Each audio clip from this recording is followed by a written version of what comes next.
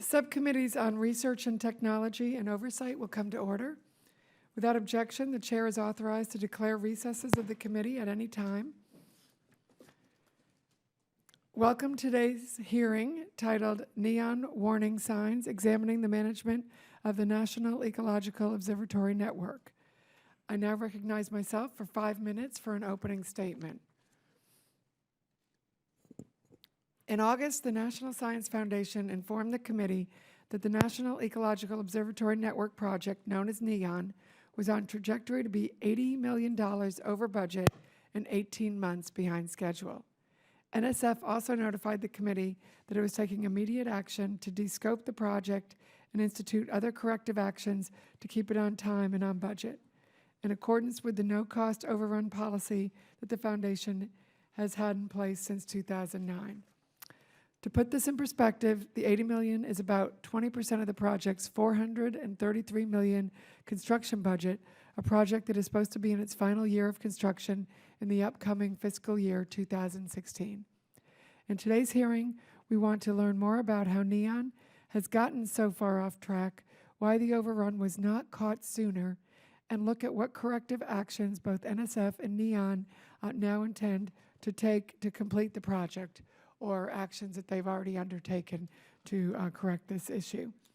I also want to review NSF's proposed plans for scaling back the project and understand what impact it will have on the scientific value of the network. We have an obligation and responsibility to ensure every dollar intended for scientific research is spent as effectively and efficiently as possible. Any dollars that are wasted on mismanagement is a dollar that could have been spent on groundbreaking basic research or training of future scientists. This is not the first time the committee has looked at the serious problems which seem to have plagued NEON. We need to better understand what went wrong so we can determine what steps, including new legislation or guidelines, must be taken to ensure these problems never happen again. I now recognize the ranking member, the gentleman from Illinois, Mr. Lipinski, for an opening statement. Thank you, Chairwoman Comstock and Chairman Loudermilk. And thank you for holding this hearing. And I thank Dr. Olds and Dr. Collins for being here this morning. About 6 weeks ago, NSF informed the committee that NEON was on a projected path, if not corrected, to go $80 million over budget. Clearly a significant problem.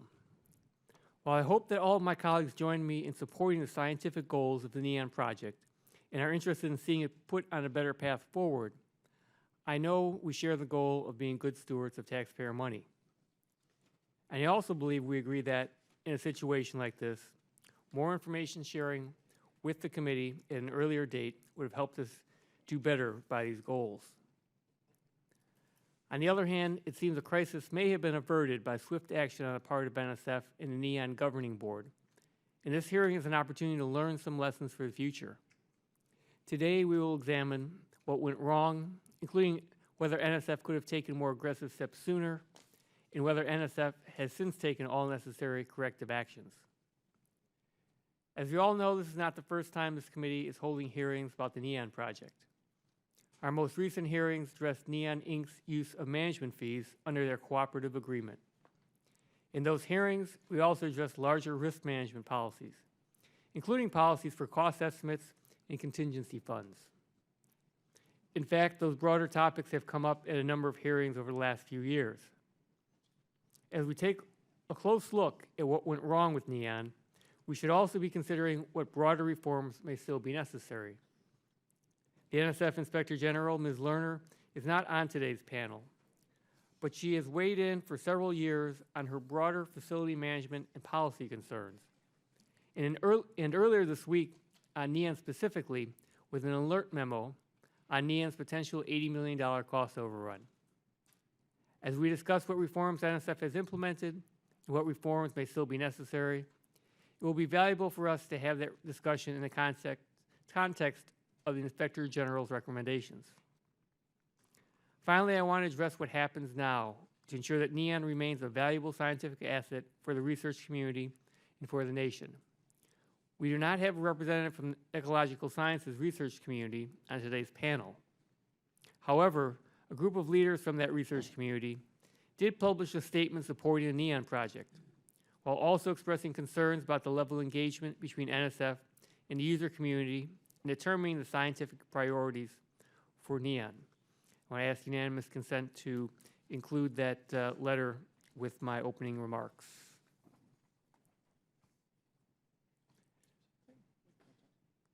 Without objection?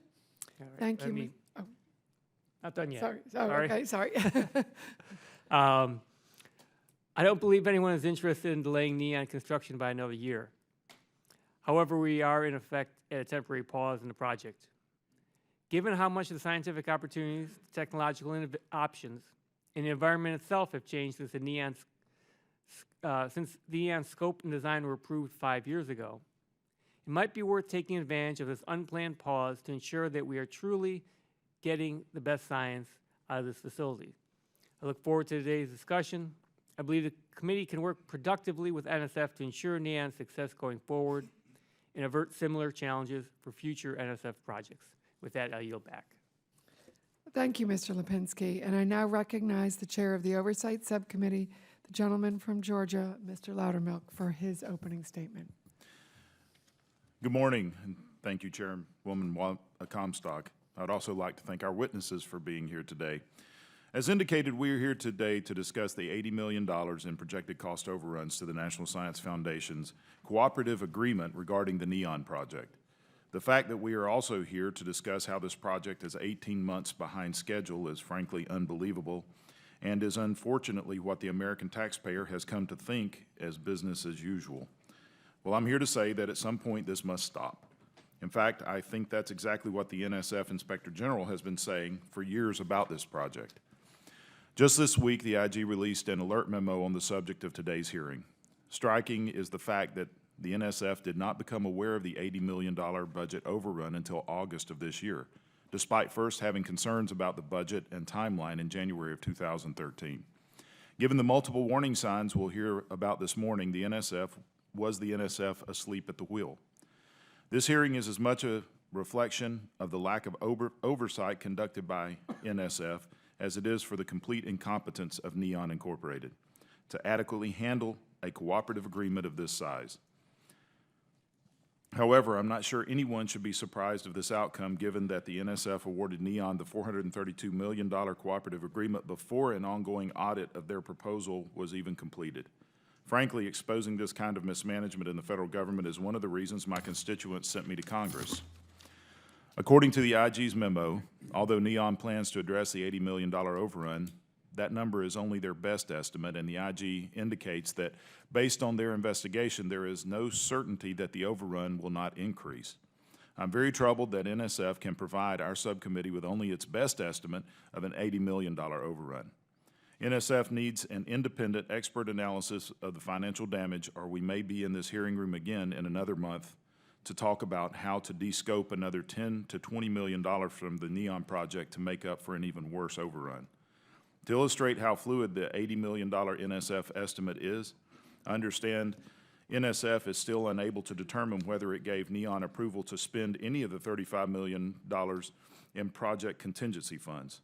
There is no accounting going on at the NSF for this almost $500 million project. As one looks further at the IG memo and reviews the IG's previous audits of the NEON project, it is clear there has been a complete lack of proper oversight for this project. The memo indicates that the IG's auditors issued 3 inadequacy memos and an adverse opinion since 2011 regarding NEON's accounting, and the NSF has still not required NEON to provide adequate support for their spending. It also appears that multiple external audits were attempted before and during construction but were delayed because of an inability or unwillingness to provide the needed information. How do you get almost a $500 million federal cooperative agreement and not have to cooperate when the government demands the accounting? As if it couldn't get worse, we then learned that NEON has spent over $250,000 on lobbyists, and the NSF still hasn't determined if those expenses were legal. Are these lobbyists being used to conceal the true cost of this project from the American people while ensuring that more money is spent on it? In addition to the lobbyists, the top executives at NEON are making more than $200,000 a year, And as we have already discovered from previous hearings, thousands of dollars are being spent on lavish Christmas parties, gourmet coffee, happy hours, and unnecessary travel. As a small business owner and former director of a nonprofit, I wholeheartedly understand the importance of accountability. However, what is inexcusable is that NSF has received warnings about this kind of irresponsible spending over the past 4 years, and it has not taken adequate measures to resolve the matter. At today's hearing, I'm not only interested in learning about how the federal government can and needs to do a better job with transparency and accountability, but also how we can ensure that this kind of abuse is not occurring with other cooperative agreements. Taxpayer money should be spent in a responsible way with the help of efficient management and oversight. In the end, I hope that this hearing will inform us on how to provide better oversight and management of federally funded research projects to ensure that taxpayers can trust us with their money and know that it will be spent in the manner intended. I have a copy of the September 15th, 2015 IG Alert Memo that I would like to add to the record. Thank you, Chairman Loudermilk. I now recognize the ranking member of the Subcommittee on Oversight, the gentleman from Virginia, Mr. Byer, for an opening statement. Thank you, Madam Chairman. I believe, and thank you both, Dr. Rolls, Dr. Collins, for being with us. I believe that the National Ecological Observatory Network is a valuable and innovative scientific project, and its mission to create a nationwide observatory to detect, study, and forecast ecological change is a major challenge with potential for great scientific benefits. I am concerned with my colleagues about the management and budget challenges NEON has recently confronted, and possibly they may have been avoided. It appears that the NSF may not have been adequately informed by the NEON project management of cost and schedule challenges when they originally emerged, and the potential cost overrun also raises legitimate questions about NSF's oversight of the NEON project. It troubles me that NEON was on a projected path that would have placed it $80 million behind budget, over budget, and 18 months behind schedule, although I am thankful that you're moving forward with aggressive actions to put it back on track. Later in the questions, I'm eager to explore, Dr. Rolls, whether we can apply the no-cost overrun policy to the rest of government and maybe the rest of the private sector. Because I think it's very important as we talk about abuse and irresponsibility and all that, that these are hardly, this is the first project hardly to have a cost overrun. Let me point out that the NOAA satellites were billions of dollars overrun back during the Bush administration. Let me point out that the Joint Strike Fighter, the F-35, is again billions and billions of dollars overrun. The wars in Afghanistan and Iraq cost a little more than we had projected. And I also say this is not limited to the public sector. I have had the opportunity to build a number of buildings in Virginia over the last couple of years. I've yet to have one that met the original budget or the original timeline. We are constantly adapting and adjusting based on what we're actually learning. Now, that doesn't relieve you guys, you are witnesses today, of trying to explain why the $80 million is over there, why the 18 months is behind, what we're going to lose as we adapt to it, how we take steps to make sure that we move forward. But we can't let the mistakes of the past relieve us of our responsibility to make NEON come true in a good and meaningful way in the short run. We can overcome the budget challenges to look to the incredible technological and environmental benefits that NEON will yield when we get past this. It's wise and important to understand the interaction among organisms in our environment and the impact the environment has on these organisms, specifically how land use changes and climate change are driving ecological change, and how these changing systems in turn affect human health and well-being and the economy. And this is NEON's fundamental purpose.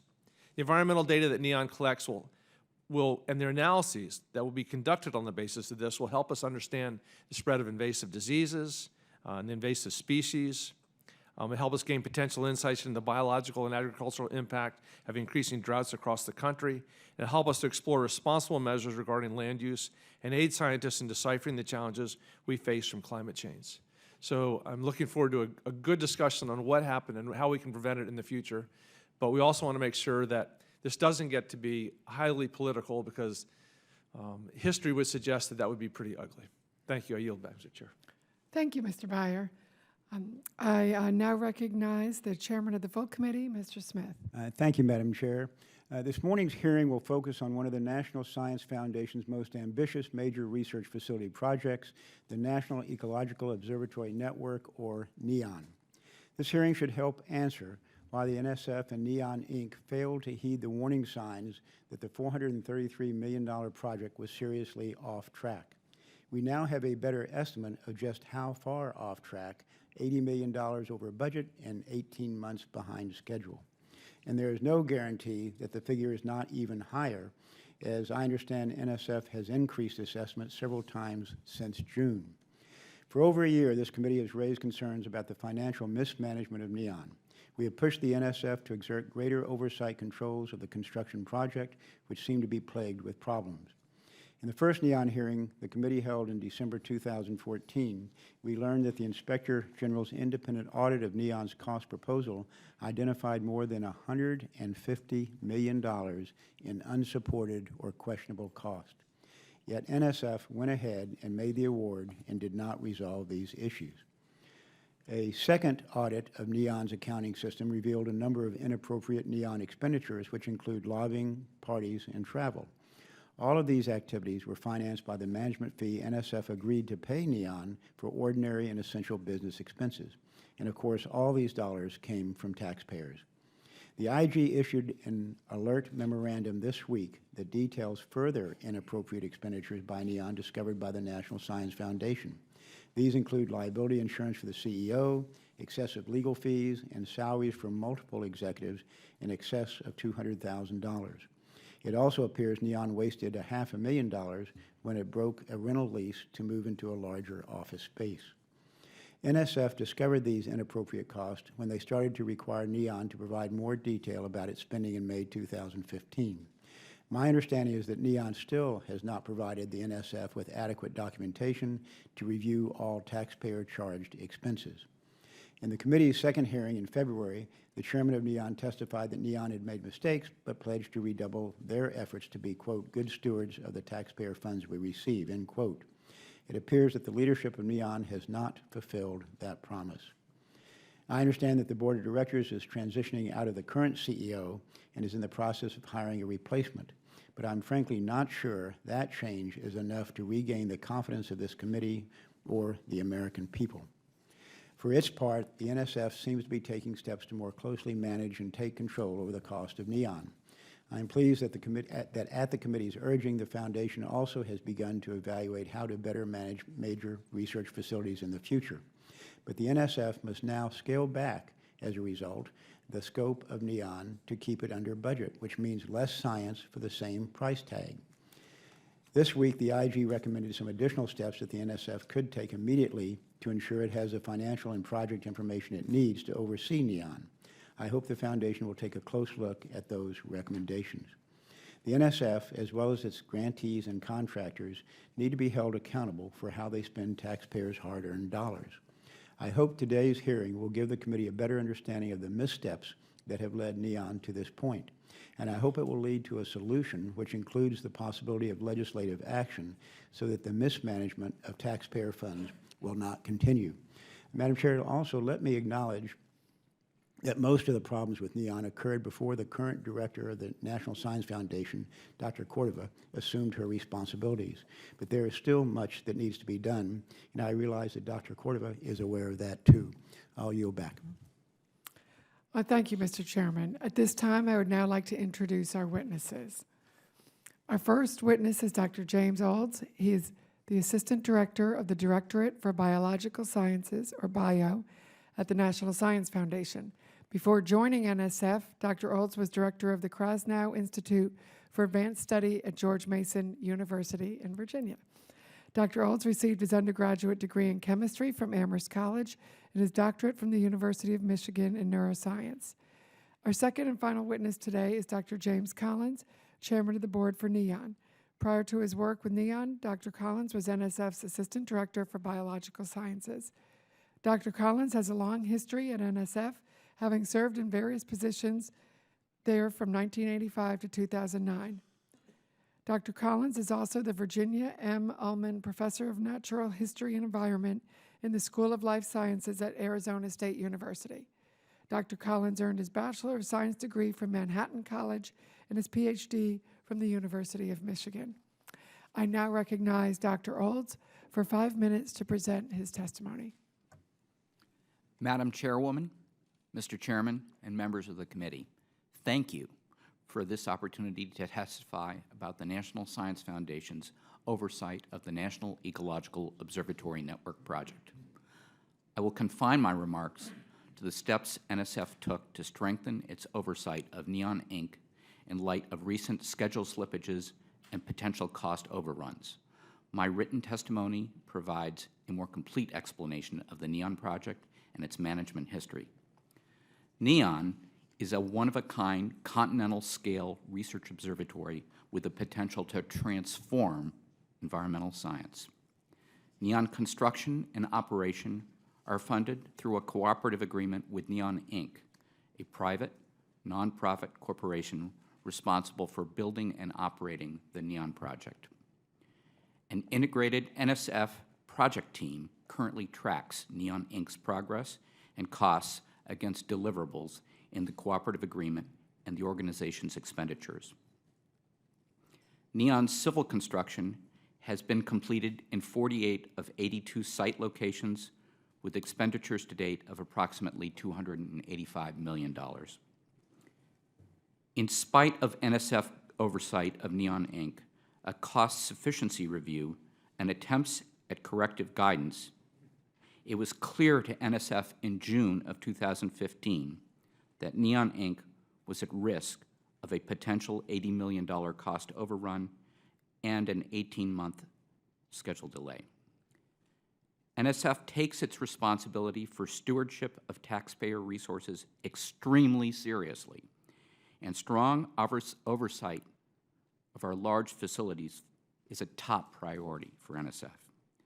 That is why major research projects are subject to NSF's no-cost overrun policy, which requires the project to maintain its cost and schedule profile within budget and timeline approved by the National Science Board and approved and appropriated by Congress. When a project encounters potential cost overruns, NSF conducts a scope management analysis to determine if the project should be descoped or canceled. If descoping can be achieved while still preserving the plan's transformational science, then the project is allowed to continue within the bounds of the original budget. Consistent with NSF policy, in July 2015, the NSF Biology Directorate convened a scope management analysis of NEON by a panel of experts drawn from NSF, NEON Inc., the NEON Board of Directors, and scientific experts from the community involved in the original design. This panel developed a plan to reduce NEON Inc. corporate and project management costs, accelerate transition to operations, and selectively reduce non-essential capabilities. Importantly, this plan will still allow NEON Inc. to deliver a continental-scale observatory that accomplishes the planned science goals. NSF formally notified NEON Inc. of this descoping plan, including a detailed series of benchmarks and deadlines that must be met for the project to stay on track. Key community and government stakeholders were informed when the scope management plan was finalized. In response, I'm pleased that past and present presidents of the Ecological Society of America published a letter expressing their enthusiastic support of the NEON project in its new descoped form. As described in my written testimony, NSF has carefully examined and strengthened its oversight of the project, including implementing oversight recommendations by the NSF Inspector General, organizing a review of the descoped project science by an independent subcommittee, the Biology Directorate Advisory Committee, and establishing a National Science Board task force to monitor overall progress. By December 1st, 2015, NSF expects to have enough information to determine if NEON Inc. has improved sufficiently to complete construction of the NEON project within budget and on time. If NEON Inc. is not capable of completing construction, NSF will take action. to pursue an alternative management process capable of completing construction. Madam Chairwoman and Mr. Chairman, I hope I have reassured you that NSF has greatly increased its oversight of this important project and that we are following up with specific and appropriate actions. We remain ready to take additional actions if needed, but we are hopeful that the NEON Observatory will fulfill the goal of being a continental-scale research platform that supports transformative science. Thank you again for the opportunity to testify. I would be pleased to answer your questions. Thank you, Dr. Alds. And I now recognize Dr. Collins for 5 minutes to present his testimony. Distinguished Chairwoman Comstock and Chairman Loudermilk, ranking members Lipinski and Beyer, and members.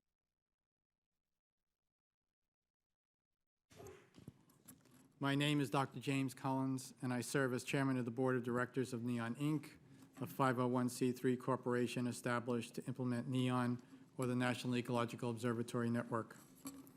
At the outset, I want to thank you for your commitment to NEON. I can't say that I relish the time I spend before you on this project. You ask hard questions, but your diligent oversight is welcomed, and there's no doubt that it has made NEON a better project. I also want to thank NSF for its vision and tireless support of NEON and for being a terrific partner in this path-breaking project.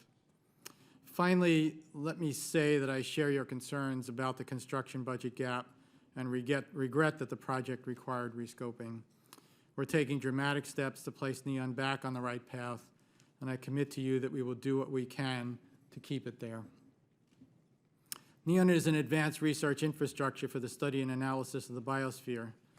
Across the continent, we are creating a network of instruments and sensors so that we can better understand our changing environment at an unprecedented level of detail and successfully forecast and respond to these changes.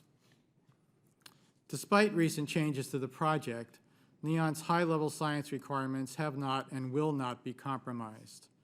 We are working aggressively to rescope NEON based on the recommendations of NSF, NEON Inc., and community experts convened in July 2015.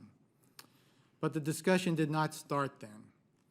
5 months earlier, in February 2015, NEON Inc. staff members initiated discussions to explore strategies for cost savings through improved efficiencies and restructured processes.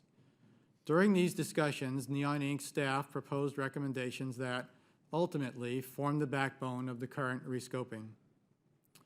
Under the rescope configuration, NEON will continue to build and then collect data at 81 of its original 96 sites. The essential core NEON terrestrial and aquatic sites all remain part of the national site constellation. Your opening statements make clear your interest in discussing NEON's construction budget, and specifically you cite an $80 million gap between the construction budget approved in 2011 and NEON's current construction budget. To be clear, the gap is the result of costs that were underestimated, and NEON Inc. bears its share of blame. While I go into greater detail in my written statement, let me list 3 categories of such underestimated costs. First, production costs and technology development. This accounts for about 50% of the gap. Challenges obtaining permits. This accounts for about 25% of the gap. And transitioning of observatory elements to operations, and that's about 25% of the gap. The gap necessitating the rescoping completed this past July.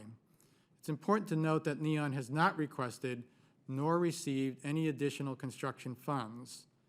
I would also note that at least 5 other NSF MREFC projects have undergone scope revisions, management adjustments, and/or instrument configuration changes during construction. So in this respect, NEON is not unique. NEON Inc. is committed to ensuring that further rescoping will not be necessary in the future. Together with NSF and independently, we are taking steps not only to develop and share better information in a more timely manner, but also to fundamentally change the processes we undertake in order to ensure that NEON is on track and within budget. Let me briefly discuss some of these steps.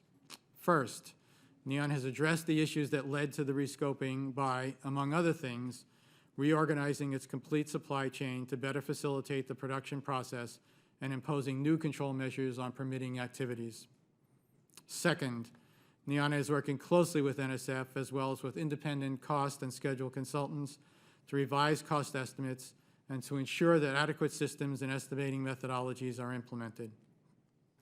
Third, NEON is now providing a comprehensive monthly financial report to the NSF that includes detailed expenditures, explanations of expenditures by budget line item, and functional areas with the sources of funding clearly identified. In addition, NEON is providing the NSF with complete general ledger detail of all transactions. Fourth, NEON Inc. is under the guidance of a new interim CEO. We will be searching for a new CEO and is developing a comprehensive strategy for improving project management and identifying potential cost reductions. NEON Inc. understands that in its pursuit of scientific goals, it must not sacrifice responsible stewardship of taxpayer dollars. That is a lesson to which we will strictly abide as we continue to monitor our construction schedule and budget and work toward completing the observatory. Thank you, and I welcome your questions. Thank you. I will thank the witnesses for their testimony, and the chairman recognizes herself for 5 minutes of questioning. Okay. Dr. Olds, we understand that NSF was originally informed by NEON that the cost overrun would be $27 million, and then at that point NSF had further questions in light of that, and then the estimates went up to 40 million, then 60, then 80. How confident are you that we're at the right figure now, and that, and looking back, because the IG has looked at this, and sort of a lot of this was predicted in this manner, what was ignored in the previous analysis, and why, and sort of the process of how we can prevent that, given we sort of had the warnings and they came true to some, a large extent. How do we, and how can you, going forward, avoid this kind of situation? Madam Chairwoman, when the February hearing took place about NEON, I was deeply troubled, and it wasn't the scale of the dollars in the management fee. It was the fact that that issue had been raised at all, and so I sent in the early spring after that hearing a number of members of my team, including folks who are expert in finances, and they basically sat in a rolling review of what was going on with NEON's dollars that lasted from the middle of spring through June 15th, when it became clear to that team, that NSF team, in collaboration with NEON folks, that this problem was much larger than it had been anticipated. And that forensics was led by NSF folks. I'm a molecular neuroscientist, so my expertise is not in financial forensics, but we are determined to actually make sure that we are sure about the dollars.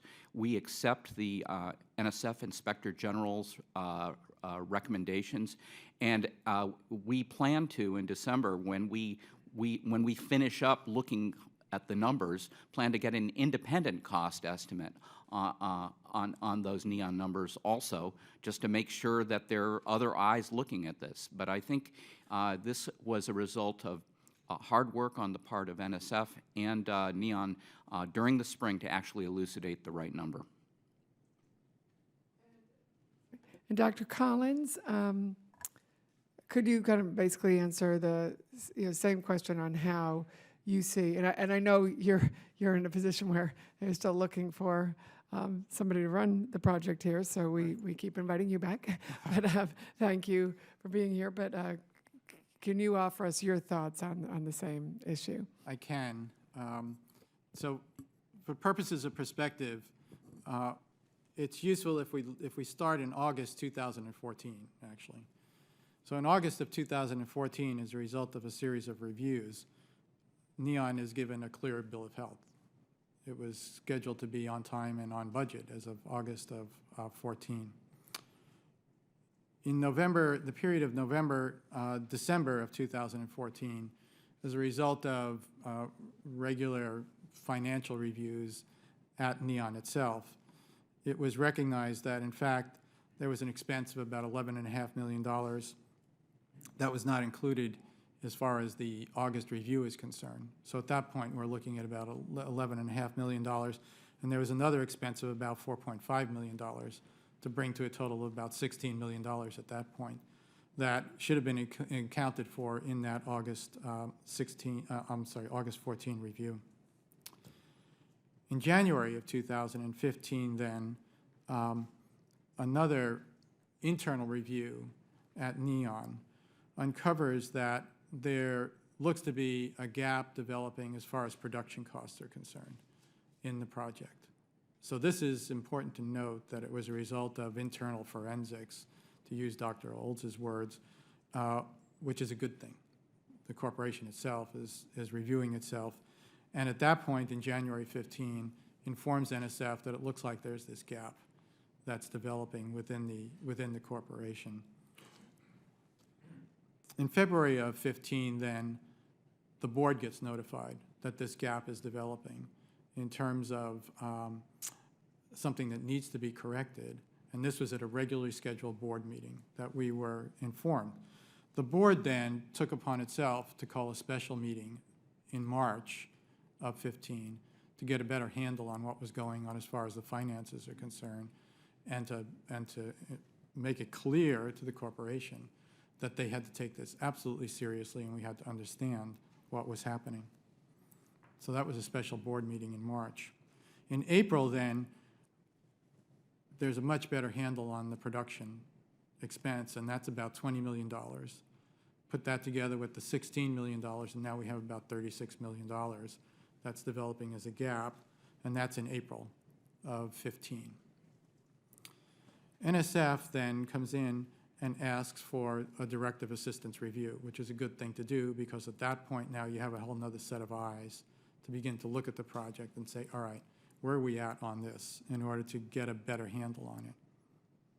In order to do that review, NSF asked the project to not go back to August 2014, but to rather go back to 2011, February of 2011, and re-baseline the project from February of 2011.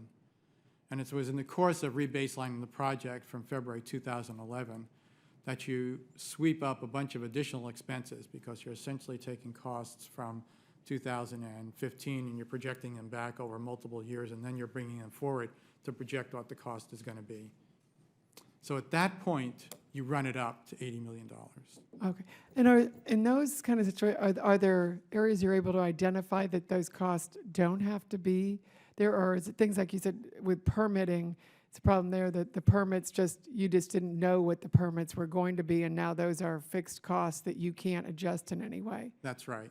And they fall into this category of areas where you start out, you expect some difficulties when it comes to permitting.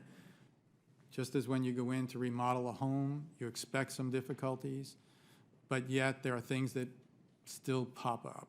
And in the case of permitting, in particular, there are things like endangered species that show up on a review, and you have to deal with that, for example.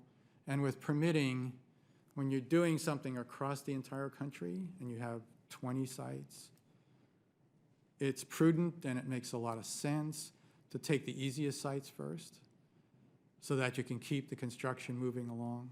But then as you take care of the easier sites, it becomes harder to take care of those at the end, and especially those where you begin to run into not in my backyard. Okay. Okay, it might, I'm sorry, I know we're over time, but you might continue to highlight for us some of those things, because I know we often deal with all those things. It might be informative for us to know where there are these local regulations where they're causing particular problems that we might want to know about, because we are often doing things in other areas to alleviate those problems. So thank you. And I now recognize Mr. Lipinski for 5 minutes. Thank you. I want to focus on not only NEON, but also more general lessons learned. Now I'll start out with Dr. Olds in the IG recommendations. The NSF IG made a series of recommendations since 2011 for strengthening cost controls and general management oversight of MREFC projects, not just limited to NEON. The IG and NSF senior officials have testified in these issues in earlier hearings. The NSF has implemented a number of the IG's recommendations, but continues to disagree with others.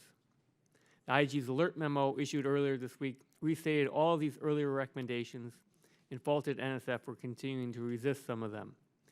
So, Dr. Rolls, can you please update us as to which IG recommendations you have fully complied with, in which you continue to have some disagreements over, and why, what's the nature of the disagreements? Congressman, the NSF accepts all of the recommendations of the IG in the alert memo that you just received, and the only one that we're delaying is the independent cost estimate, because we need to get the data to have such an independent cost estimate, which we will have in December. Okay, so, but you are saying that you have, you agree with all of them, and is there anything more that you want to tell us about what NSF has done in terms of complying with the recommendations? Sure. Over the past 15 years, NSF has spent tremendous effort developing and implementing and detailing requirements related to its oversight of large facilities projects. These requirements are published in the NSF's Large Facilities Manual, which was just recently revised and published in June of this year. It's a much tougher document. And it must be noted that NSF's primary role is oversight, while our recipients like NEON Inc. are responsible for the day-to-day management of construction and operation facilities. So NEON is an excellent example of how NSF is implementing its latest policy and process improvements in accordance with the IG's advice. Okay, let me use the rest of my time. I want to go over to Dr. Collins in regard to lessons learned. You started going into some of those, I think, in your testimony, and then in the some of your answer to Chairwoman's questions. Is there anything else that you could tell us that you think mistakes that were made by NEON Inc. or mistakes by NSF in the whole process, and what we can, what kind of lessons we might be able to learn from these going forward with other projects? Mm-hmm. Sure. One of the lessons, and to echo something that Dr. Old said, is to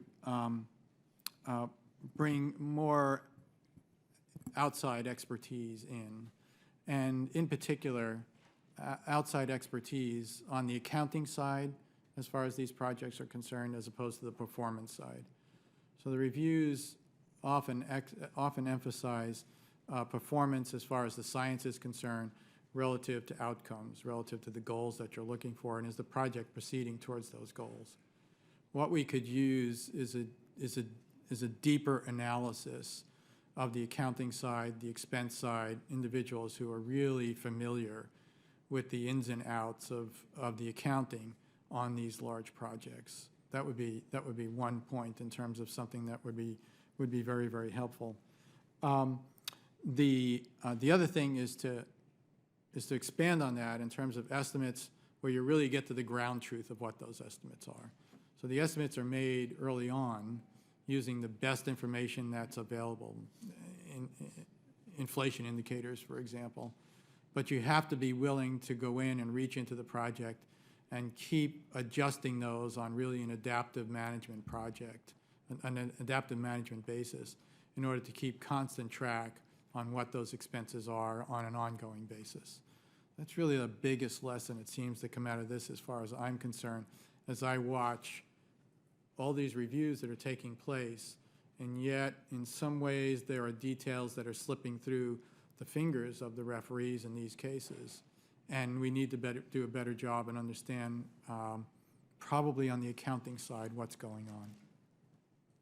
Thank you. My time's up, so I'll yield back. Thank you. And the chair and I recognize Mr. Loudermilk. Thank you, Madam Chair.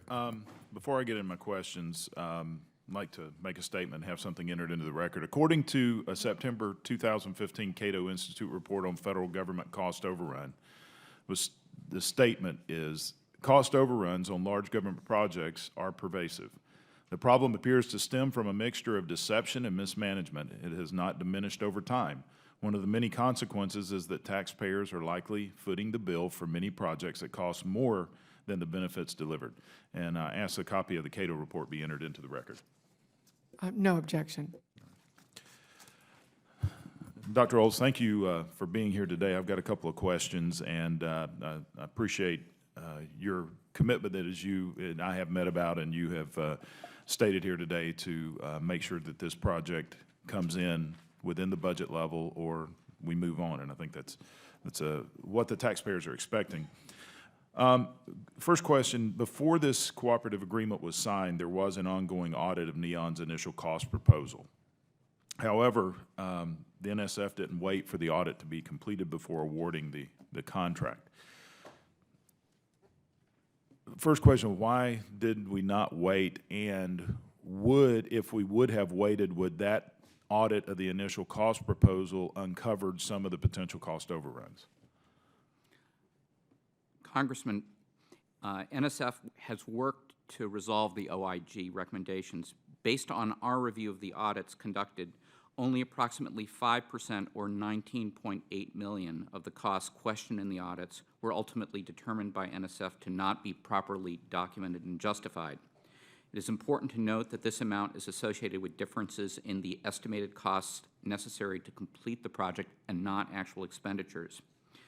NSF has required that NEON provide additional justification for these costs. The bottom line is we need to pay really careful attention to the cost estimate that are the basis for these large projects. It's something that's essential so that we deliver to the taxpayer what they deserve. And I think that's really where our eyes need to be on the ball in the future. But in the initial cost estimate of the project, or the audit of the project estimate, Yes. if we would have waited for that audit to be done, would that have uncovered some of the overruns we have now? Congressman, I think that the key aspect is these audits, as a rule, are really important lest we go off course. I think it's always possible to look back in time and say, could we have done something different or better? What I am prepared to say is we have to redouble our efforts to actually take numbers, get them looked at not only by us, but independent auditors, so that the basis for these cost estimates is as solid as possible for the American people. That's the goal going forward. And what I can promise you is that in the next 3 months leading up to the December decision point, we're going to be doing just that. We're going to be putting as many eyes as possible on these cost estimates so that those dollar figures are not fuzzy. Dr. Collins, can you answer the question, would an audit of the cost proposal have uncovered some of these cost overruns? I'll go back to the example that you used yourself in terms of when you put up a building, you do wind up with these costs that are just unexpected.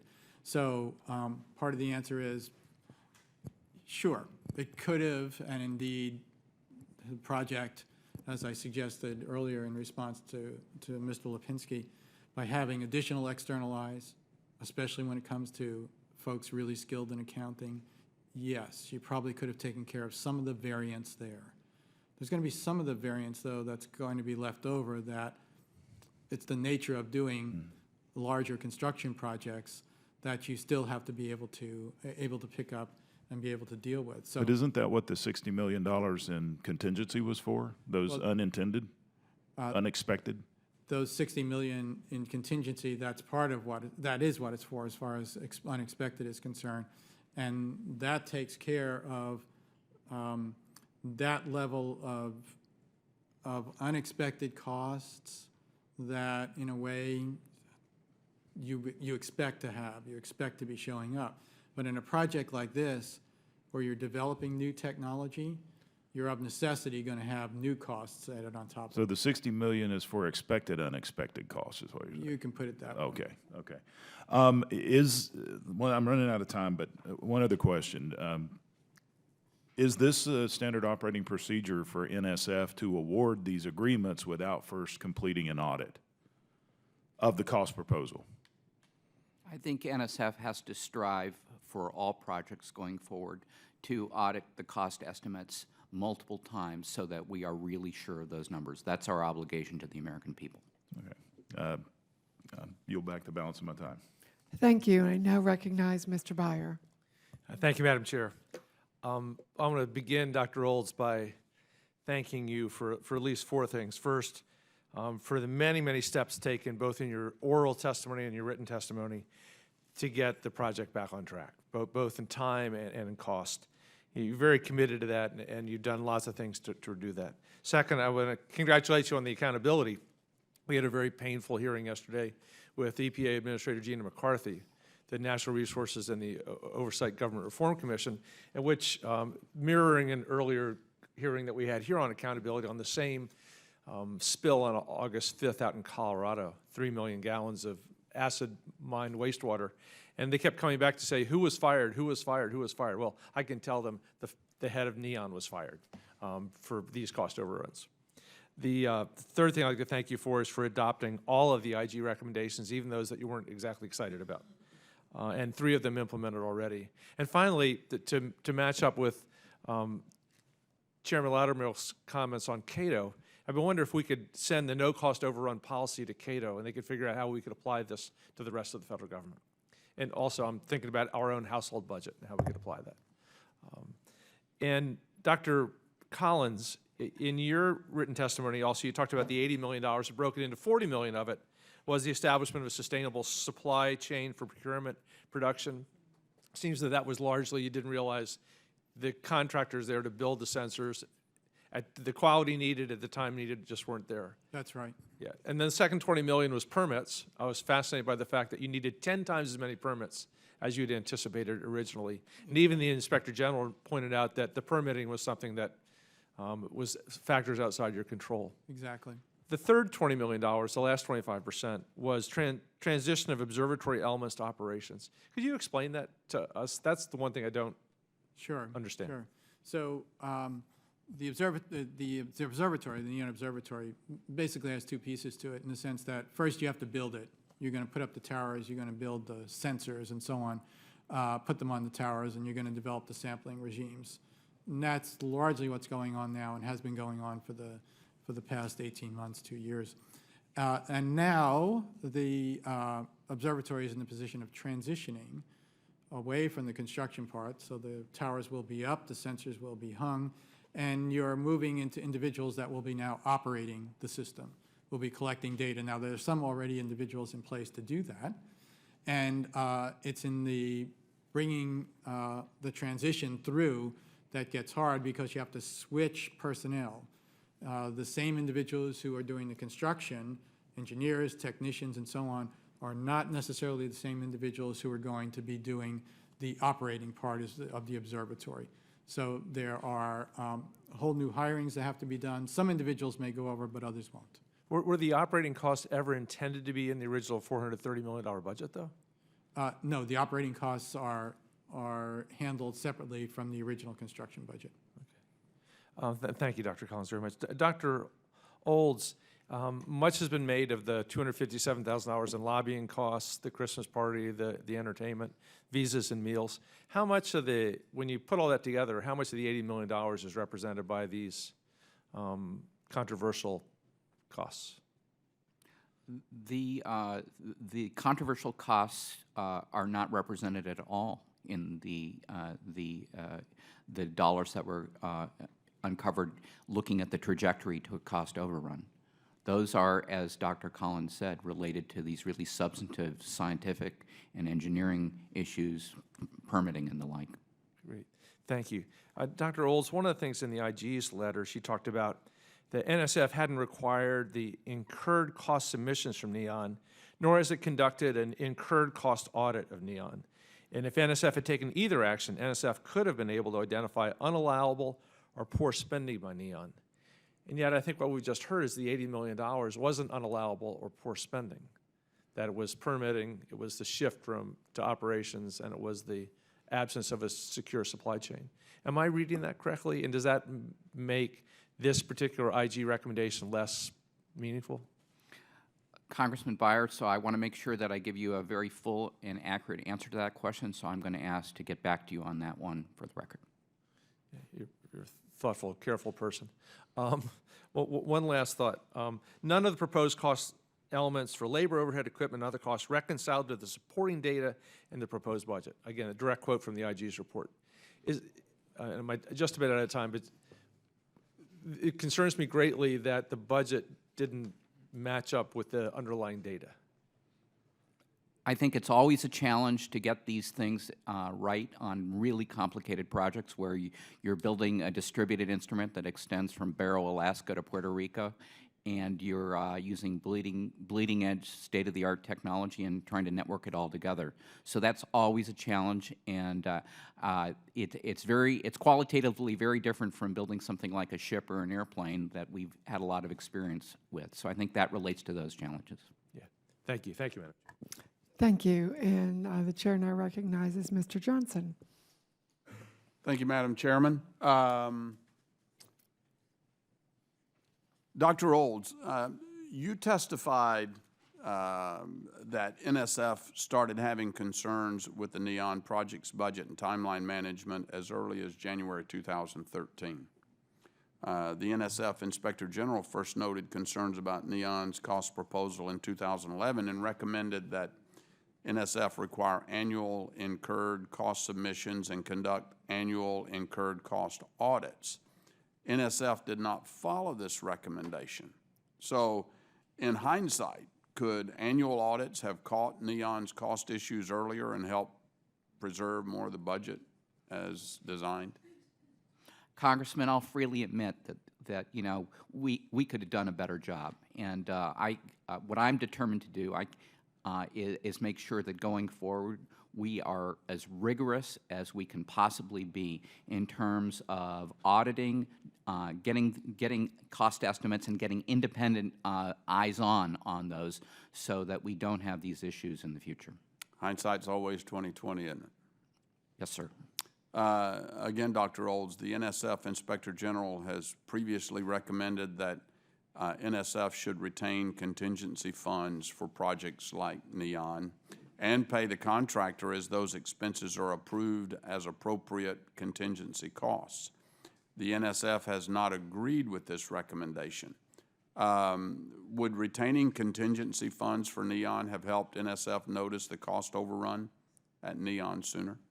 Congressman, once again, that's an issue which is outside my area of molecular neuroscience, so I want to make sure I get you an accurate and full answer to that, so I'd like to get back to you Take on that on one the for the record. record. Okay.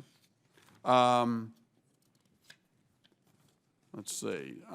Dr. Olds, in dealing with management and oversight, what alternative options does NSF have with respect to the existing NEON cooperative agreement?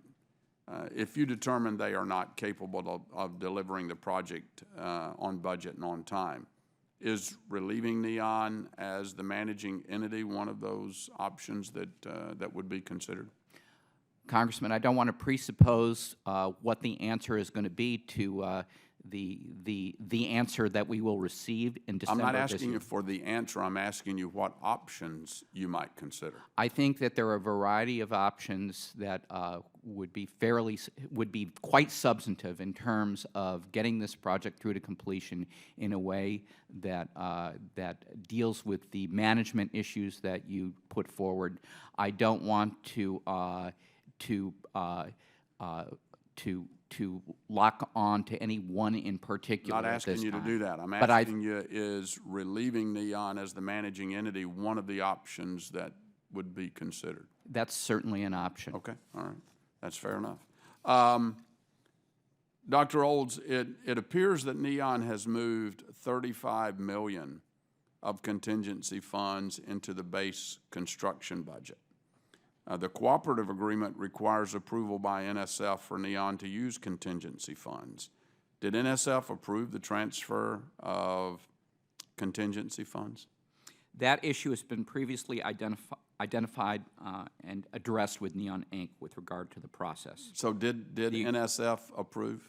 The organization had incorrectly concluded that a prior initial approval of their contingency estimate had provided authorization of contingency expenditures. That situation has been corrected. We do plan to do a full accounting of the documentation to ensure contingency allocations were not actually spent in advance of approvals. Okay, so let me make sure I understood. You're telling me that NSF, the finding is that NSF did approve the transfer of contingency funds? I want to make sure that I get that exactly accurate, so I'm going to have to get back to you on that answer. Yeah, I'm very interested in the answer to that, because obviously there would be a violation of the cooperative agreement if that approval is not there. Understood. Okay, Mr. Chairman, Madam Chairman, I yield back. Thank you. And the chair now recognizes Mr. Tonko.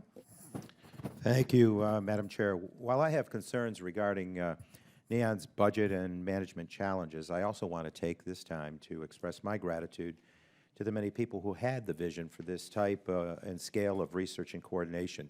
I recognize that NEON will have real implications for our understanding of climate science, of agriculture, infectious diseases, water use, and so many other areas that affect all of our lives. Improving our understanding of our world and how it's changing and how we affect that change will allow us to better evaluate our actions and priorities. For instance, the scale of this project will allow us to have a baseline of data that will inform us long before catastrophic events occur so that we can better prevent and prepare for these occurrences. So, can you further describe why it is significant that this research is happening on such a large scale? Dr. Collins? Well, you said it very well in terms of the implications of the sort of research that's being done.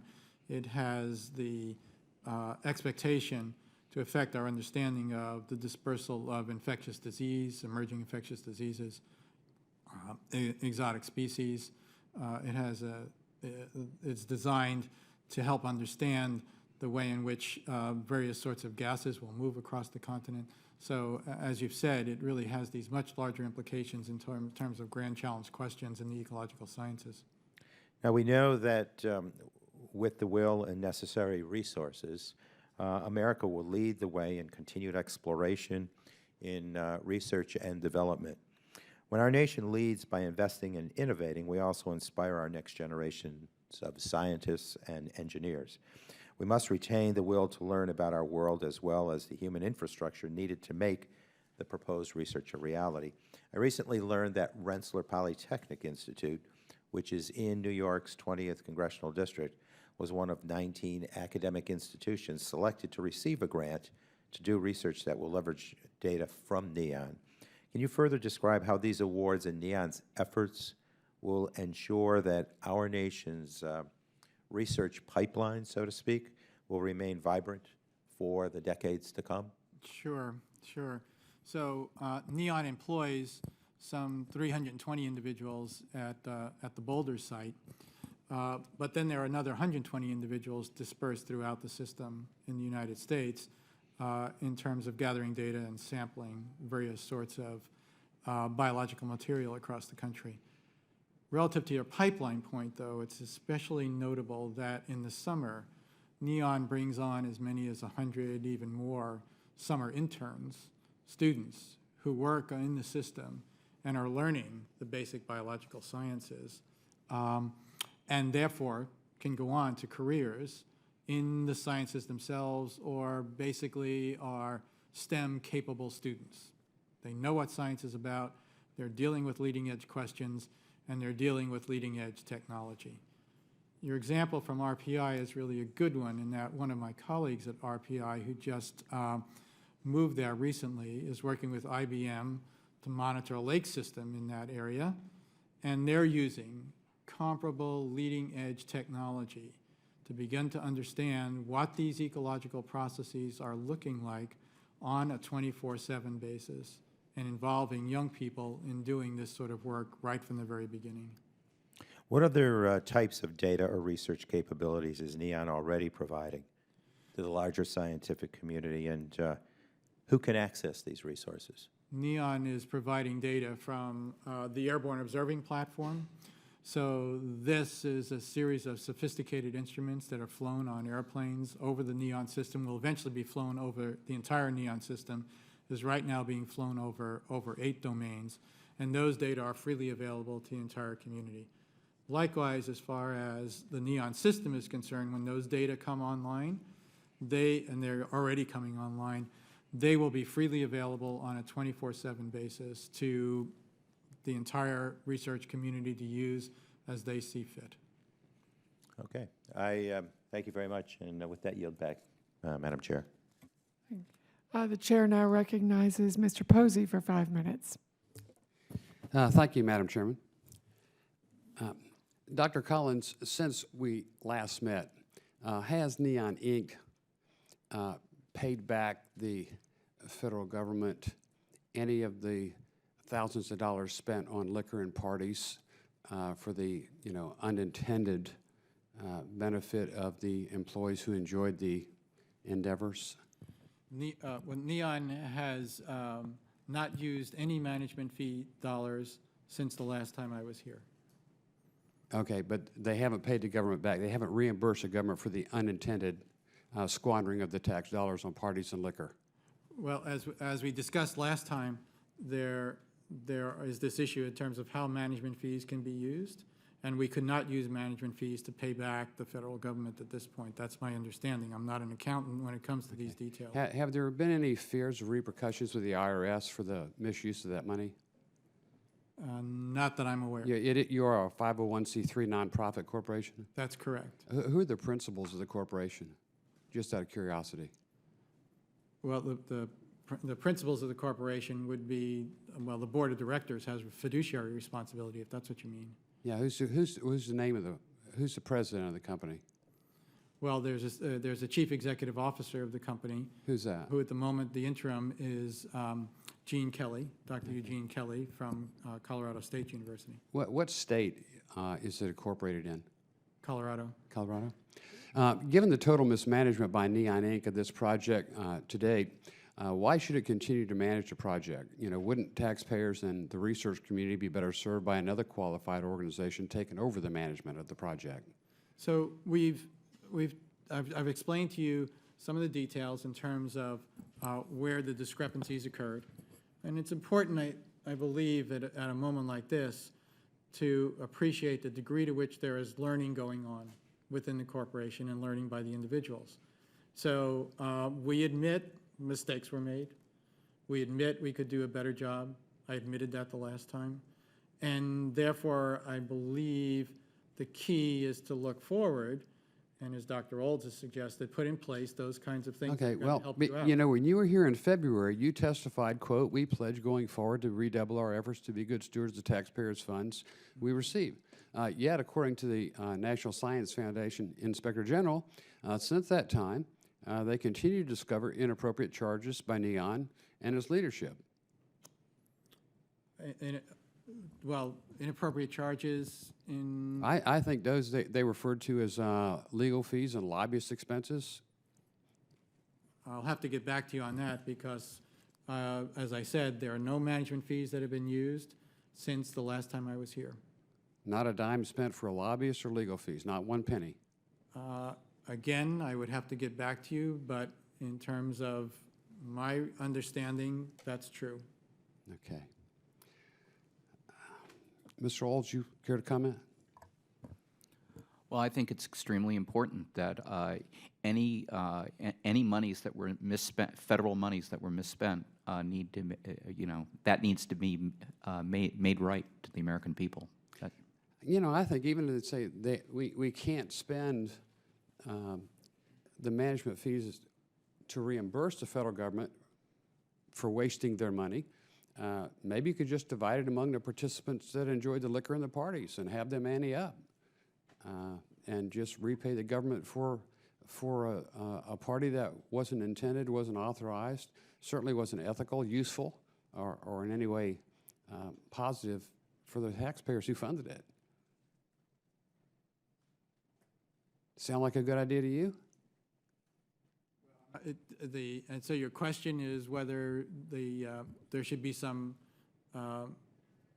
retroactive effort to gather in the individuals who were at the party and have them contribute?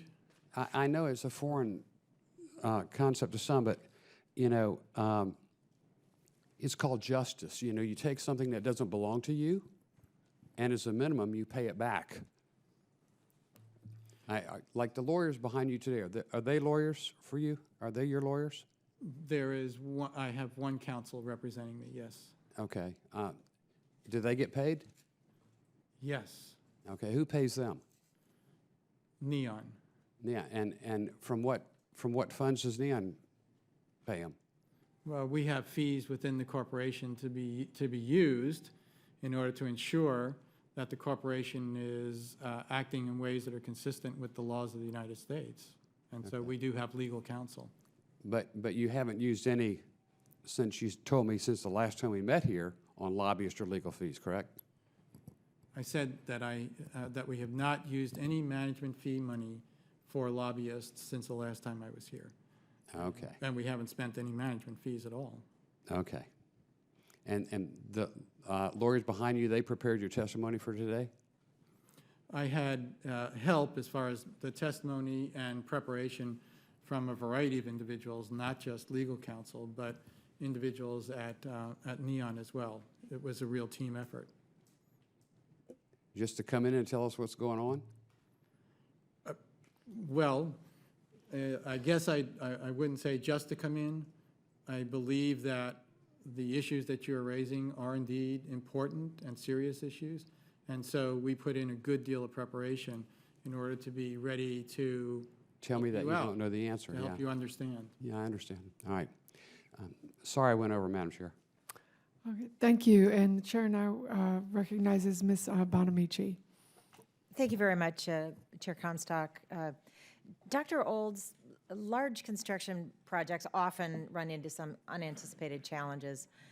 The NEON project in particular is unprecedented in size and scope for the ecological sciences community, and it required, of course, significant technology development. I share the concerns raised today about the troubles with NEON, but also that they were allowed to progress to the point that we find ourselves today. So in your testimony, you described for us the series of increasingly aggressive oversight steps that NSF took in an effort to keep NEON on track. I know there's been some talk about hindsight and in retrospect, but could you talk a little bit about what might you have done even sooner or more aggressively to avert such a significant rescope of the project? And I also want to hear about what the lessons are that have been learned for future projects. Well, I think you raise a really good question, Congresswoman, and I would say what we've learned really comes down to this. If you think about the large projects scientifically that NSF does, they're over a spectrum. Oceanographic research vessels, we've done those before. Things like NEON, that's at the other end of the spectrum. We've never built anything like NEON before.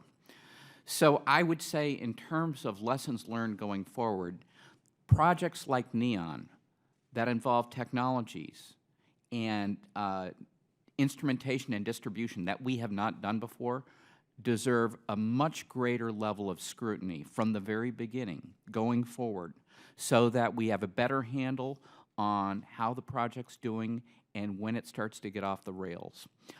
When we're looking at something that we've done before, that's a different story. But NEON and projects in the future that may be like NEON, I think deserve a much higher level of scrutiny. Thank you. I was among the group of committee members who went to the South Pole this last year and saw the ice cube neutrino project. That one went pretty well, didn't it? It certainly did. That's a terrific example of a large project that is delivering to the American people as we hoped it would. So, Dr. Olds, a group of former Ecological Society of America presidents published an open letter strongly supporting the NEON project. I believe Mr. Lipinski already has entered that into the record. They support the project even as rescoped, but they express some concern that NSF has not sufficiently engaged the community in decision-making for NEON since construction began. So I fully appreciate the tension between keeping a large construction project on time and on budget and wanting to be responsive to the evolving scientific and technological opportunities that come from that. So I don't think anyone wants to delay the project for a length of time or increase its budget, but we're at a sort of unplanned pause here as NEON develops a new cost proposal. So the scientific and technological opportunities have changed since 2010 when the project design was approved. So is there an opportunity here to more directly engage the community in the final rescoping decisions so that the science meets the needs of the user community? And I'll get Dr. Collins in on this as well and ask him about that. Congresswoman, that's a terrific idea. Just weeks ago, I personally went to the Ecological Society meeting in Baltimore. A little bit after that, I went out to Estes Park, Colorado to meet with the long-term ecological network scientist community. So I believe that actually that engagement needs to start from the very top of the Biological Sciences Directorate and permeate everything that we do. Really, the community needs to be fully engaged scientifically in this project so that the data that is delivered back is as valuable to them as possible. And Dr. Collins, what role are you playing or is NEON playing in making sure that the community is engaged in the rescoping? I agree entirely with Dr. Olds. I was also there in Baltimore with him. It is a moment to bring along even greater engagement by the scientific community. You put your finger on exactly the issue early on. You're balancing this tension between getting the facility built and therefore controlling scope creep as far as the construction is concerned. But now at this moment, and it is just right as you transition from construction to operations, that you want to bring the community in even more deeply and take advantage in the course of doing the rescope to look at new instrumentation that's available, new potential that you have in order to make it an even better facility than you thought it could be at the beginning. Thank you. My time has expired. I yield back. Thank you, Madam Chair. Thank you, and I now recognize Mr. Abraham for Thank you, 5 minutes. Thank you, Madam Chairman. Dr. Collins, I certainly would agree with your suggestion that we bring more private accountants in to monitor these projects. I'm looking at some notes I have, and it's my understanding that since 2011, the NSF have had at least 7 expert panels. I'll use that tongue-in-cheek with the word expert reviews of these projects. And in August of 14, they're telling us that you guys are on target, on time, on budget, and then 3 months later, we're $16 million in the hole, and it has just escalated since then. So I think it's an excellent idea. Dr. Collins, on NEON Inc., I understand it's a private enterprise. Is that a correct statement? Well, that's our 501c3, Right.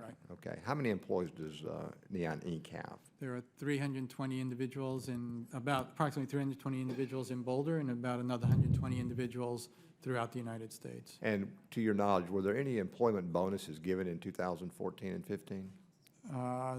That's a detail that would be left to the financial individuals in the corporation, and I can get you that information. I would appreciate that. Dr. Olds, hearing the testimony that you and Dr. Collins have both given, we appreciate your presence here, at least I do. I hear this term over and over, we're learning, but we're learning on the taxpayers' dollars here, guys, and you know, that's, you need to learn somewhere else, not on the taxpayers' dollars. I mean, you guys should be past the learning into the doing stage. Of these projects that have been, or this entire project that has been de-scoped, I'll use that term. We use a different term, a more direct term in private business. We're down to 60 or 80 sites. How many of those sites are projected to be in the United States? All of them are in the United States, okay. Congressman. All right, and on Dr. Olds, I'll go to you. The CEO, is my understanding of Neon Inc., was just relieved of duty, and that's a pretty big strike when you take out a CEO of a 300 to 450 employee company. That shows that there's some basic large mismanagement. Do you have confidence that Neon Inc. can do the job? Well, we are going to be sitting on Neon Inc. Over the next 3 months and putting them through some pretty difficult hoops, and we will know very quickly whether this organization is going to be successful under new leadership and changing its course, and if they aren't, we'll act. Have you guys got a timeline that says, hey, you've got to be this point at this time, or Yes, sir. game over? Okay, fair enough. Yes, sir. And Dr. Collins, the CEO that was just relieved of his duties, how much, and I know it's an opinion, but I'm asking it, in your opinion, how much of the mismanagement was attributed directly to him? Well, the issue is a personnel issue, of course, so I'm only going to go into certain kinds of details. But let's put it this way. We have a corporation that is changing, it is dynamic, and it was the judgment of the board that at this time we needed to bring on, to go back to some points that were made earlier, an individual who could deal with this transition from construction to operations. But come on, Doc, I mean, you know, this guy should have already been vetted. He should have been, if he's a CEO of a company of this size, Yes. he should have known from A to Z how this project was going. I mean, he is the CEO. Yes. And I guess that's my frustration, is that, well, you know, maybe he didn't know all the particulars, but, you know, the board should have done a better job of vetting this guy before he was hired. I think that's just basic business acumen there. So there was a previous board that hired the CEO, but the important thing is that I'm confident that they did the best job that they could at the time. Then you work with the individual in order to bring the individual along. Now we're at a point where we're going to look for a new individual. I would probably respectfully disagree that they did the best job at that time as hiring this guy. But Madam Chairman, I yield back. Thank you. I thank the witnesses for their testimony today and the members for their questions. We very much appreciate your diligence in looking at this and responding to us and appreciating the concerns here. And the record will remain open for 2 weeks for additional written comments and written questions from members. So the hearing is now adjourned.